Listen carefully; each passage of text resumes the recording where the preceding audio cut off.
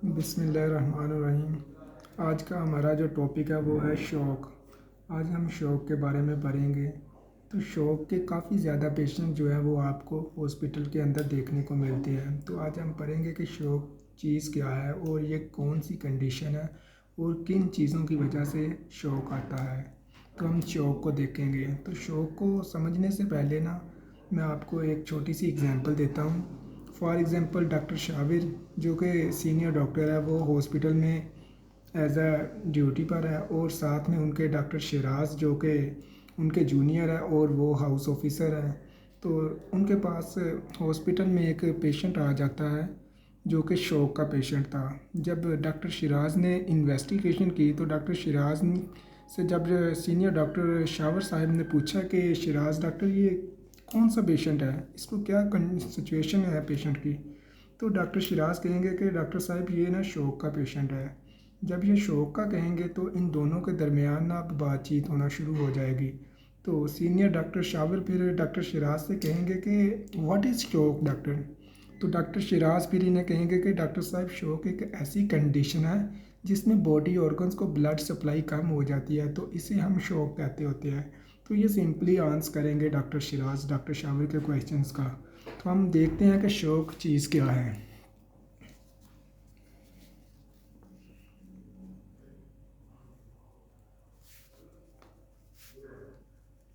Shock is hypoperfusion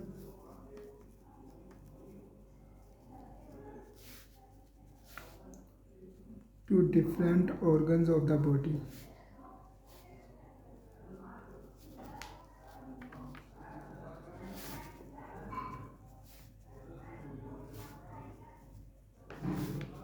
Including system.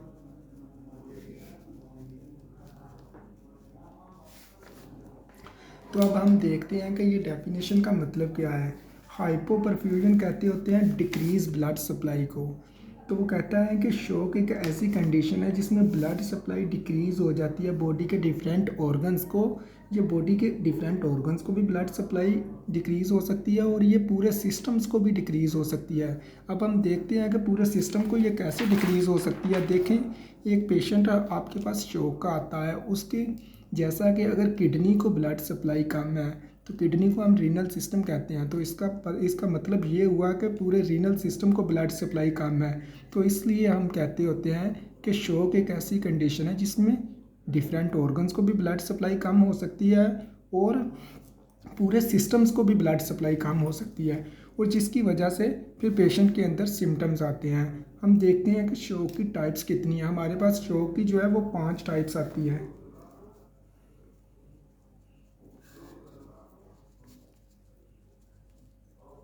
हमारे पास शौक़ की 5 टाइप्स आती है। एक को हाइपोवोलेमिक शौक़ कहते हैं जो हम आज पढ़ेंगे। दूसरी जो होती है वो एनाफाइलैक्टिक शौक़ होती है।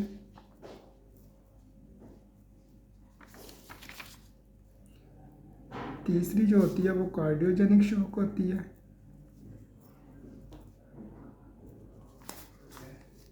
चौथी जो होती है वो डिस्ट्रीब्यूटिव शौक़ होती है।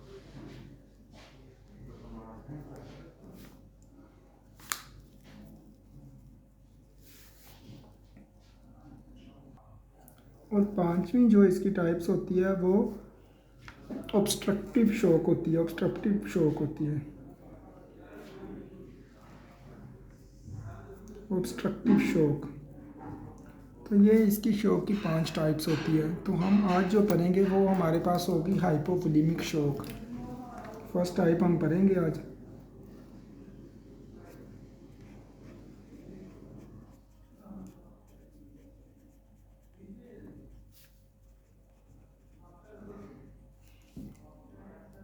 उम्मीद करता हूँ कि आपको वर्ड से ही समझ आ गई होगी कि हाइपोवोलेमिक शौक़ का मतलब क्या है। हाइपो का मतलब होता है डिक्रीज़ हो जाना किसी चीज़ का। वोलेमिक बॉडी फ्लूइड का डिक्रीज़ हो जाना। और शौक़ का आपको ऑलरेडी पता है कि blood supply of different organs और सिस्टम्स डिक्रीज इज़ कॉल्ड शौक़। ये तो आपको ऑलरेडी पता है। तो इससे हमें क्या पता चल रहा है कि decrease body fluid in body due to any reasons is called hypovolemic shocks. अब हम हाइपोवोलेमिक शॉक की आगे काजेस पढ़ेंगे कि ये किन वजह से होता है। पहले हम इसकी डेफिनेशन देख लेते हैं।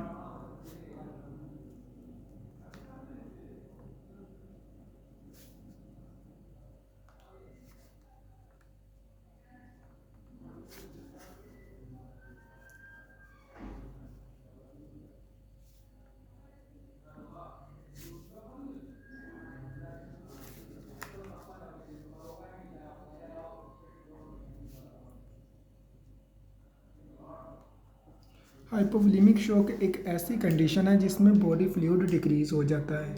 जब बॉडी फ्लूइड डिक्रीज़ होगा, अब आप मुझे बताएं, जब बॉडी फ्लूइड डिक्रीज़ होगा तो बॉडी वॉल्यूम डिक्रीज़ होगा। जब बॉडी वॉल्यूम डिक्रीज़ होगा तो ब्लड सप्लाई हार्ट को कम होगी। जब ब्लड सप्लाई हार्ट को कम होगी तो बॉडी ऑर्गन्स को ब्लड कम मिलेगा और पेशेंट में शॉक आएगा।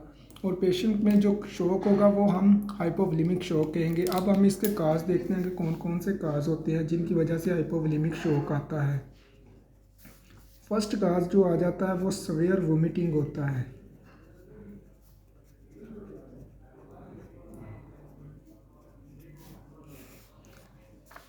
अब सवेयर वोमिटिंग इधर लिखा हुआ है। अब आपने ये नहीं कहना कि अगर किसी बंदे को दिन में 1 बार 2 बार 3 बार वोमिटिंग होती है तो आप ये कहेंगे कि ये शॉक की कंडीशन में चला गया और आप देन उसका ट्रीटमेंट करना शुरू कर दे, आप उसको फ्लूइड लगाना शुरू कर दे। आपके पास पेशेंट हॉस्पिटल में आए, वो कंप्लेन करे कि डॉक्टर साहब मुझे फीवर है और मुझे आज दिन में 2 बार 3 बार वोमिटिंग हुई, तो आप ये तो नहीं कहेंगे कि ये शॉक का पेशेंट है और आप डायरेक्ट उसे फ्लूइड जो है वो रिप्लेस कर देंगे। तो ये तो गलत बात है। तो वो कह रहे हैं कि सवियर वोमिटिंग। अब हमने देखना है कि सवियर वोमिटिंग कहाँ तक, उसकी क्या रेंज होती है जो जहाँ पे जाके हम कहते हैं कि ये शॉक की कंडीशन में पेशेंट जा सकता है।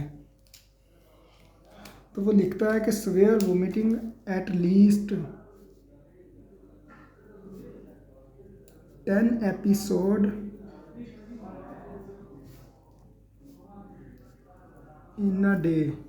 वो कहता है कि अगर एक दिन में पेशेंट को 10 बार वोमिटिंग होती है तो उसकी वजह से जब वोमिटिंग होगी तो उसकी बॉडी में फ्लूइड लॉस होगा। उसकी बॉडी में फ्लूइड लॉस होगा। जब फ्लूइड लॉस होगा तो डेफिनेटली इलेक्ट्रोलाइट्स भी कम होंगे। जब इलेक्ट्रोलाइट्स डिक्रीज होंगे, फ्लूइड लॉस हो रहा है, तो जब फ्लूइड वॉल्यूम फिर कम होगा उसकी बॉडी में। जब फ्लूइड वॉल्यूम कम होगा तो ब्लड सप्लाई जो है वो हार्ट को कम होगी। जब हार्ट को ब्लड सप्लाई कम होगी तो फिर बॉडी ऑर्गन्स को ब्लड कम मिलेगा। जब बॉडी ऑर्गन्स को ब्लड कम मिलेगा तो पेशेंट के अंदर शॉक की कंडीशन आएगी। तो ये तो था फर्स्ट काज इसका। जो दूसरा काज इसका आ जाता है वो होता है डायरिया।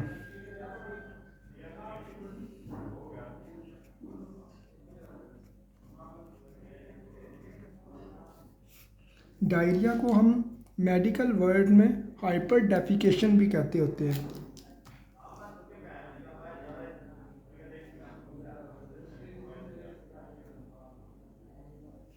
अब क्या रीज़न है कि डायरिया की वजह से जो पेशेंट को जो है वो शॉक हो सकता है?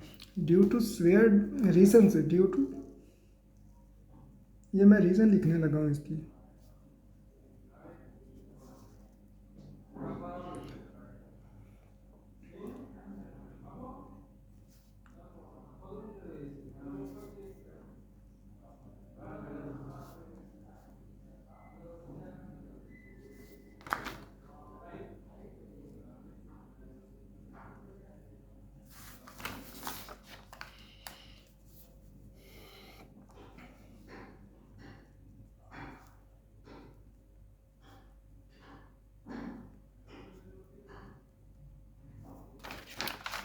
जब पेशेंट को डायरिया होगा तो उसके अंदर फ्लूइड लॉस होगा। जब फ्लूइड लॉस होगा तो उसके अंदर इलेक्ट्रोलाइट्स कम होंगे। जब इलेक्ट्रोलाइट्स कम होंगे तो पेशेंट के अंदर डिहाइड्रेशन फॉर्म आएगी। जब डिहाइड्रेशन फॉर्म आएगी तो बॉडी फ्लूइड वॉल्यूम जो है वो कम हो जाएगा। जब बॉडी फ्लूइड वॉल्यूम कम होगा तो ऑर्गन्स को जो है वो ब्लड सप्लाई कम होगी। जब ऑर्गन्स को ब्लड सप्लाई कम होगी तो पेशेंट जो है वो शॉक की कंडीशन में आएगा।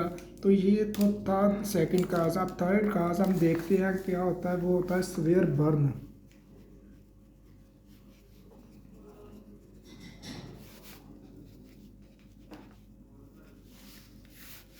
सीवियर बर्न के अंदर क्या होता है, इसको समझने से पहले हमें ये पता होना चाहिए कि बर्न क्या है चीज़ है। बर्न हमारी 5 तरह की बर्न्स होती है, 5 टाइप्स है बर्न्स की। हमारी स्किन की तीन लेयर्स होती है।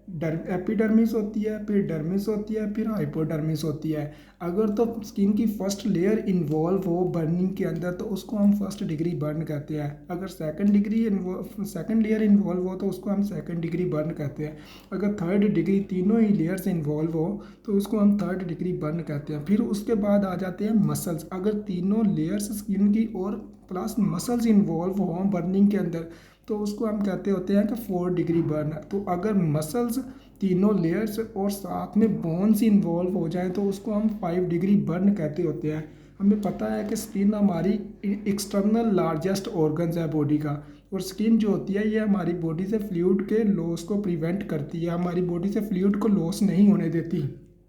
तो जब स्किन की तीनों लेयर ही डैमेज होंगी, जिसे हम सीवियर बर्न कहते हैं, तो तीनों लेयर डैमेज होंगी तो बॉडी से फ्लूइड लॉस होगा। जब बॉडी से फ्लूइड लॉस होगा तो बॉडी में फ्लूइड वॉल्यूम कम होगा। जब बॉडी में फ्लूइड वॉल्यूम कम होगा तो फिर पेशेंट के अंदर जो है वो ऑर्गन्स को ब्लड सप्लाई कम होगी। जब ऑर्गन्स को ब्लड सप्लाई कम होगी तो पेशेंट के अंदर जो है वो शॉक की कंडीशन आएगी और पेशेंट को शॉक होगा, और ये शॉक जो होगा इसको हम हाइपोवोलेमिक शॉक कहते होते हैं।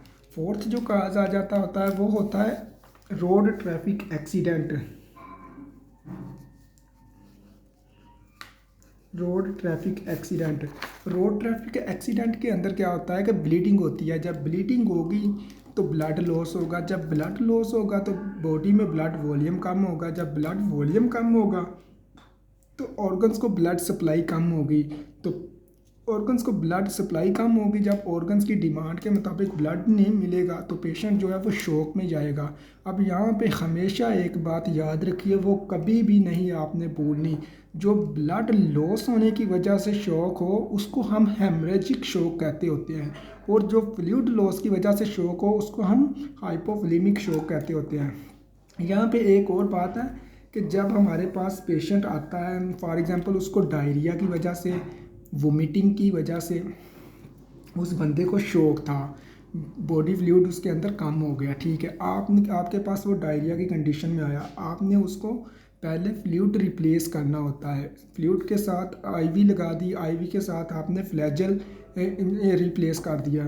तो आपने सबसे पहला ट्रीटमेंट जो आपका फर्स्ट लाइन ट्रीटमेंट होता है वो आपका फ्लूइड रिप्लेसमेंट होता है शॉक के पेशेंट में। हमेशा याद रखना, ये कभी नहीं भूलना। आपने ये नहीं करना कि आपने डायरिया को रोकने के लिए आपने मेट्रोनिडाज़ोल तो दे दी पेशेंट को, पेशेंट ठीक भी हो गया, उसके अंदर डायरिया भी ठीक हो गया, मगर उसके अंदर जो फ्लूइड लॉस हुआ था डायरिया की वजह से वो तो नहीं ना मेट्रोनिडाज़ोल पूरा करेगी। तो पेशेंट फिर क्या करेगा, 2 से 3 दिन बाद फिर आपके पास आएगा, वो कहेगा कि डॉक्टर साहब आपने मुझे मेडिसिन तो दी थी, उस मेडिसिन की वजह से मैं ठीक तो हो गया, मगर मैं थोड़ा सा काम करता हूँ मेरे जिस्म से थकावट नहीं जाती, मेरा जिस्म जो है वो फटीक फील करता है, मसल्स फटीक मुझे होती है, जब मैं थोड़ा सा भी काम करता हूँ तो मुझे बहुत जल्दी थकावट हो जाती है। तो इसलिए आपने सबसे पहले जो होता है वो फ्लूइड रिप्लेस करना होता है। उसके बाद जो 5 काज आ जाता है वो होता है एक्सेसिव डायूरेटिक यूज़। अब हम देखते हैं कि डायूरेटिक क्या है। डायूरेटिक ऐसी ड्रग होती है जो कि हम एडिमा में यूज़ करते होते हैं। एडिमा क्या चीज़ है, एडिमा में हमारे एक्सेस फ्लूइड एक्यूमुलेशन हो जाती है इंटरस्टिशियल स्पेसीज में। एडिमा एसाइटस एडिमा भी हो सकता है, पिटिड एडिमा भी हो सकता है, उसके बाद पल्मोनरी एडिमा भी हो सकता है। एडिमा की डिफरेंट टाइप्स है, वो हम एडिमा के टॉपिक्स में पढ़ेंगे। तो ये डायूरेटिक क्या होती है, ये यूरिन की फॉर्म में एक्सेसिव फ्लूइड जो एक्यूमुलेशन हुई होती है इंटरस्टिशियल स्पेसीज में उसको जो है वो रिलीज़ करवाती है। तो ये तो एडिमा था। याद रखिए कभी भी इन लिमिट में, अगर एक लिमिट में आप डायूरेटिक यूज़ करते हैं तो वो कभी भी शॉक की कंडीशन को नहीं लेके आएगा। क्योंकि हमने एडिमा के पेशेंट में डायूरेटिक यूज़ करते हैं तो इसका मतलब ये तो नहीं कि हम एडिमा के पेशेंट में डायूरेटिक यूज़ नहीं करेंगे, हम कहेंगे कि इसको शॉक हो जाएगा, ये हरगिज़ बात नहीं कहनी। फॉर एग्ज़ाम्पल अगर आपके पास एडिमा का पेशेंट आ जाता है और आपने उसको मेडिकेशन करनी है और आपने नर्स को कहा है कि आपने इसको एक लूप डायूरेटिक इंजेक्शन लगाना है, वो उसके अंदर एक्सेसिव फ्लूइड जो है वो रिलीज़ करवा देगा यूरिन की फॉर्म में। मगर अनफॉर्चुनेटली अगर नर्स ने 2 से 3 इंजेक्शन लगा दिए डायूरेटिक के, तो वो एक्सेसिव फ्लूइड के साथ साथ नॉर्मल बॉडी फ्लूइड को भी रिलीज़ करवा देंगे, एक्सक्रीट करवाएंगे बॉडी से। नॉर्मल बॉडी फ्लूइड भी एक्सक्रीट करवाएंगे। जब नॉर्मल बॉडी फ्लूइड एक्सक्रीट कराएंगे तो बॉडी में फ्लूइड वॉल्यूम कम हो जाएगा। फ्लूइड वॉल्यूम कम होगा तो पेशेंट के अंदर फिर शॉक आएगा। इससे हमें ये पता चला कि excessive use of loop diuretics can leads to hypovolemic shock. Loop diuretic में जो ड्रग हम यूज़ करते होते हैं वो होती है फ्यूरोसिमाइड होती है। उसके बाद जो एक काज इसका आ जाता होता है वो बहुत कम होता है कि इन रेयर केसेस अगर कोई बंदा कंटिन्यूसली एक लंबे अरसे से फ्लूइड का इंटेक ही कम कर रहा है, वाटर ही कम ले रहा है,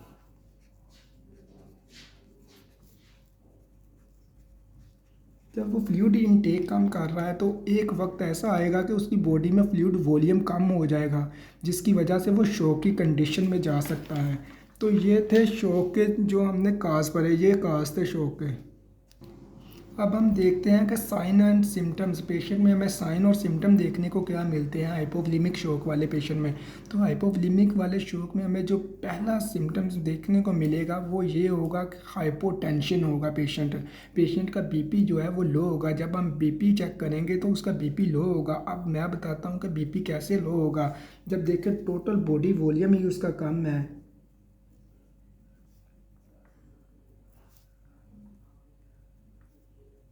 जब टोटल बॉडी वॉल्यूम कम है तो ब्लड फ्लो हार्ट को कम होगा।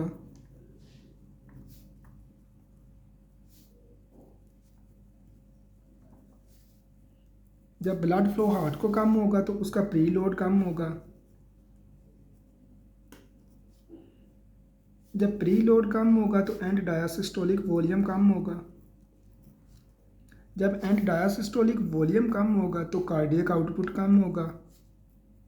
जब कार्डियक आउटपुट कम होगा तो बीपी कम होगा।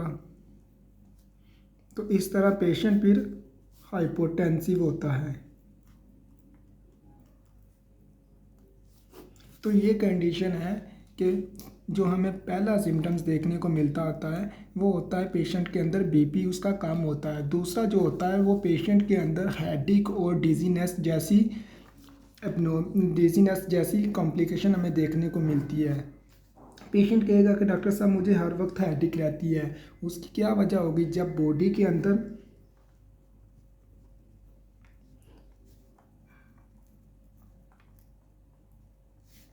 अब आप मुझे बताएं, जब बॉडी के अंदर फ्लूइड वॉल्यूम कम है तो ऑर्गन्स को ब्लड सप्लाई कम है। तो जब ब्रेन को ब्लड फ्लो कम होगा तो ब्रेन को ब्लड सप्लाई कम होगी। तो जब ब्रेन को ब्लड सप्लाई ही कम होगी तो पेशेंट के अंदर हेडेक डिजीनेस जैसी कॉम्प्लिकेशन आएंगी। जो तीसरा काज होता है वो पेशेंट कहता है कि muscle pain.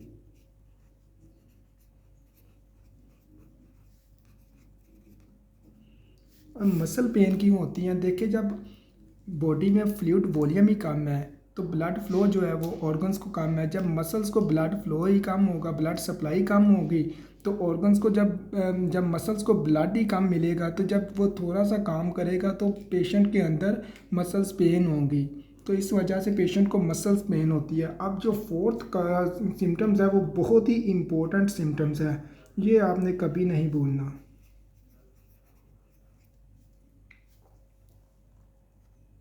Tachycardia, increase heart rate.